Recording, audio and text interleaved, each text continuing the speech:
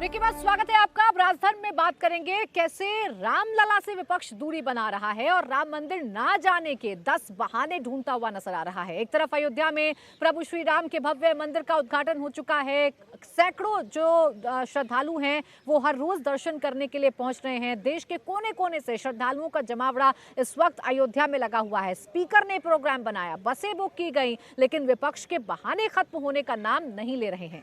पहला बहाना सामने आया है सपा प्रमुख अखिलेश यादव का। अखिलेश यादव कह रहे हैं कि जब तक भगवान का कॉल नहीं आएगा तब तक वो भगवान के दर्शन करने नहीं जाएंगे। अखिलेश यादव से जब पूछा गया कि क्या वो अयोध्या जाएंगे, क्या वो रामलला के दर्शन करेंगे, तो अखिलेश यादव ने कहा कि अभी तक भगवान का कॉल नहीं आया है और जब तक भगवान का कॉल नहीं आएगा तब तक वो कैसे जाएंगे। जब बुलावा आएगा तो पूरे परिवार के साथ जाएंगे।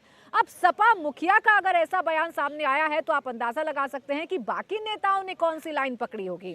स्वामी प्रसाद मौर्य ने भी कुछ इसी तरीके का बयान दिया। उन्होंने तो एक बार फिर रामलला की प्राण प्रतिष्ठा पर ही सवाल खड़े कर दिए। आइए आपको सुनाते हैं कैसे अयोध्या से दूरी बनाते हुए नेताजी नजर आ रहे हैं और कैसे अजीबोगरीब बयान दिए जा रहे हैं। सर, सभी विधायक राम मंदिर जा रहे हैं, क्या कहेंगे सर? सभी विधायक राम मंदिर जा रहे हैं। देखिए, मैंने जो पहले कहा था और फिर कहता हूँ, मैं अपने परिवार के साथ और दर्शनार्थी बनकर के जब भगवान प्रभु श्री राम जी का कॉल आएगा तब।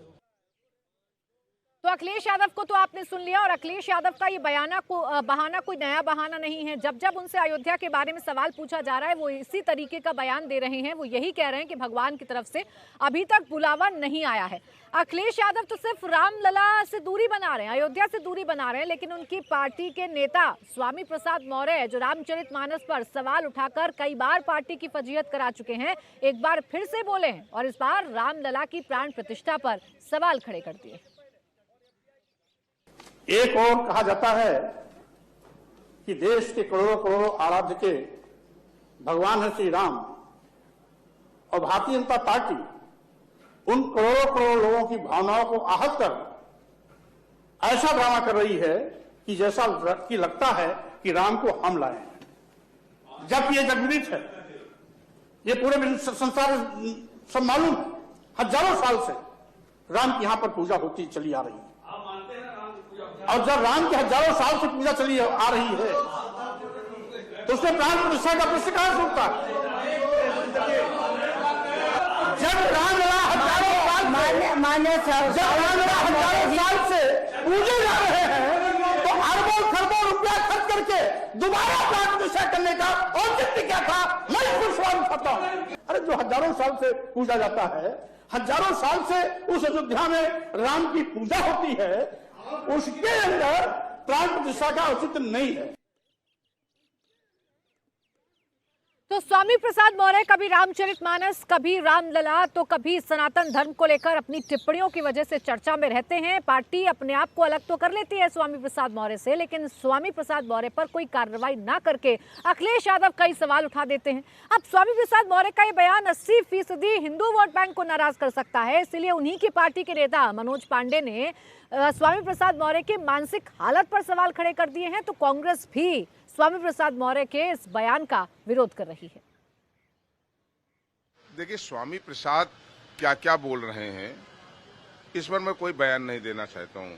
जिस व्यक्ति का खुद का मानसिक संतुलन ठीक ना हो वो व्यक्ति ऐसे ही बयान देता रहता है। देखिए, कई बार पार्टी ने उनको कहा, लेकिन विक्षिप्त आदमी को उसके लिए जब उस शब्दों का नहीं सुनना है, वो पार्टी के निर्देश को नहीं सुनना है, तो उसके लिए कोई कुछ नहीं कर सकता। किसी की भी धार्मिक आस्था को आहत करने का कोई अधिकार नहीं। उनकी व्यक्तिगत राय हो सकती है, पर किसी भी व्यक्ति की आस्था को आहत करना अनुचित है। देखिए, स्वामी प्रसाद मौर्य के बयान को व्यक्तिगत राय तो बताते हैं पार्टी के तमाम नेता, उनके तमाम साथी, लेकिन स्वामी प्रसाद मौर्य पर क्यों कार्रवाई नहीं होती है और वो बार बार ऐसे बयान क्यों देते हैं, इसका जवाब शायद किसी भी पार्टी नेता के पास नहीं है।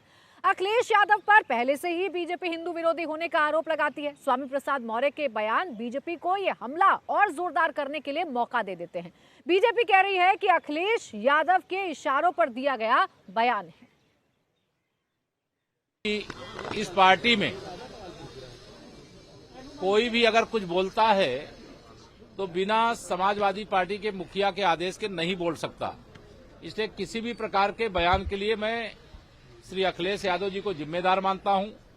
अगर किसी के बयान से वो सहमत नहीं है तो उनके खिलाफ कार्रवाई करें, और अगर वह कार्रवाई नहीं करते हैं तो जो भी जहरीले बयान आ रहे हैं, जिस भी ओर से आ रहे हैं, जब भी आ रहे हैं, उसके लिए केवल और केवल समाजवादी पार्टी के मुखिया अखिलेश यादव जी जिम्मेदार। बीजेपी कह रही है कि समाजवादी पार्टी सुप्रीमो के कहने पर वो इस तरह के बयान दे रहे हैं। कोई नहीं, बीजेपी तो हद में झूठ बोलती है, हमेशा झूठ बोलती है। सर आप लोग राम मंदिर दर्शन के लिए जाएंगे सर? सारे विधायकों को ले जाया जा रहा है, आपकी क्या इच्छा है सर? उनके साथ नहीं जाएंगे, अपने राष्ट्रीय नेतृत्व से कहेंगे अलग से व्यवस्था कराएं तब जाएंगे।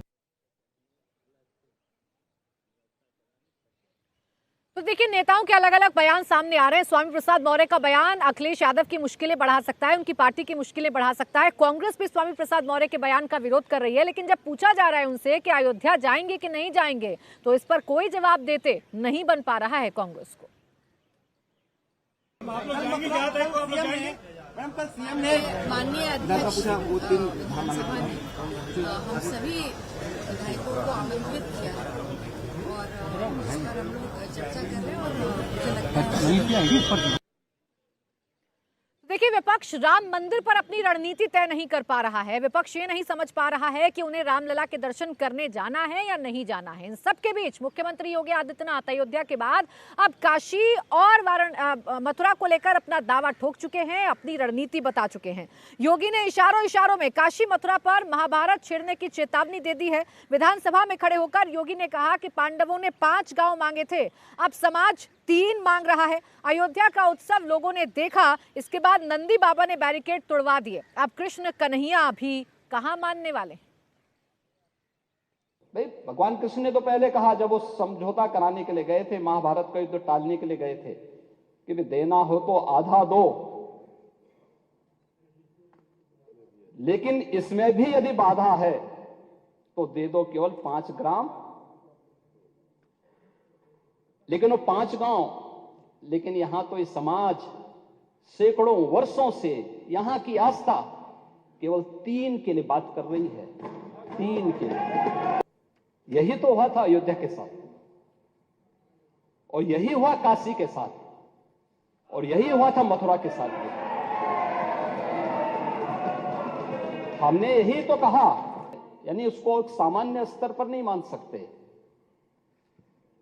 लेकिन एक जिद है, और उस जिद में जब राजनीतिक उसमें तड़का पड़ने लगता है और वोट बैंक बनाने की राजनीति होने लगती है, तो वहीं से फिर विवाद की स्थिति खड़ी होने लगती है। 3 जगह मांगी, अन्य जगहों के बारे में कोई मुद्दा नहीं था, अयोध्या के लिए। और देखिए, अयोध्या का उत्सव लोगों ने देखा तो नंदी बाबा ने भी कहा, भाई हम काहे इंतजार करें,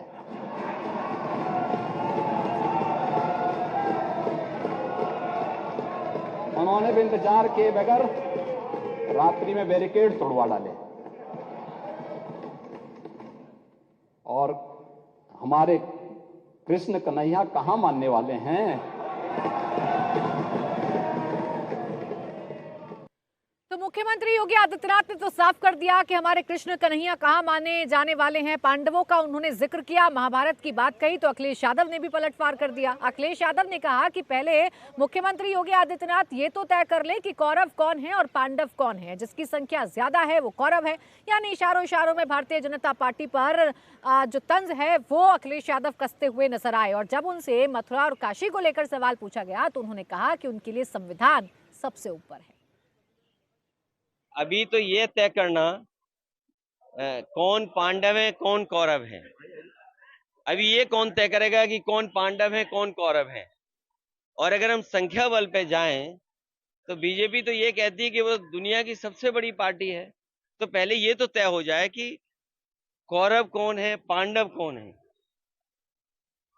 मुख्यमंत्री जी ने ये कहा कि रातों रात नंदी जी ने बैरिकेडिंग तोड़वा दी। देखिए, मुख्यमंत्री जी क्या कहते हैं, हमारे लिए संविधान और कोर्ट सबसे बड़ी चीज है।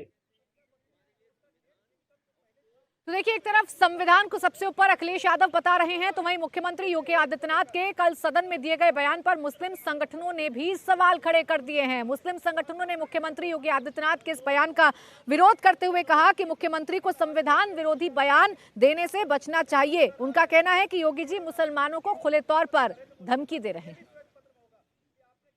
योगी जी का एक बयान सदन में दिया हुआ नज़र से गुजरा, जिसमें उन्होंने कहा कि हमने मुसलमानों से 3 स्थान मांगे हैं, अगर दे देते तो अच्छा था। दुर्योधन ने 5 गांव मांगे थे, फिर जो कुछ हुआ सबने देखा। इसका मतलब ये हुआ कि ये साफ खुली धमकी है कि अगर मुसलमान अपनी रजामंदी से इन 3 जगहों को हमें नहीं देते हैं तो हमें फिर ज़बरदस्ती लेना भी आता है। ये संविधान के खिलाफ है। संवैधानिक पद पर बैठे हैं योगी जी, संविधान की शपथ ली है उन्होंने कहा मैं धर्मनिरपेक्ष रहूँगा, और फिर धर्म की बातें कर रहे हैं। ये संविधान के खिलाफ है। ऐसी जगह पर बैठकर इस तरह की बातें योगी जी शोभा नहीं देती। जो भी संवैधानिक तरीका है, कानून का तरीका है, उस तरीके से मुस्लिम पक्ष भी गया है, आप लोग भी गए हैं। जो फैसला आएगा देखा जाएगा। एक तरफ मुस्लिम समाज, एक तरफ जो मौलाना है वो मुख्यमंत्री योगी आदित्यनाथ का विरोध कर रहे हैं, तो वहीं बीजेपी पार्टी के जो मुस्लिम नेता हैं वो मुख्यमंत्री योगी आदित्यनाथ के साथ खड़े हुए नजर आ रहे हैं और उनके बयान को सही बता रहे हैं। जो हमारे आराध्य की बात की जा रही है, तो काशी, मथुरा, और अगर आप बात करें अयोध्या की, तो ये एक ऐसे बड़े 3 आराध्य और 3 ऐसे हमारे वो हैं हिंदुस्तान में, जिसके लिए सभी जानते हैं कि हिंदुस्तान में सबकी आस्था है उसमें, और करोड़ों करोड़ हमारे हिंदू भाइयों के साथ साथ हम सब भी सम्मान करते हैं। लेकिन जो धर्मगुरु, हमारे मुस्लिम धर्मगुरु पार्टियों से संचालित होते हैं या पार्टियों के समर्थन में मंचों पर दिखते हैं, वो जब सीए आता है, एनआरसी आता है, तब कहीं नहीं दिखते हैं।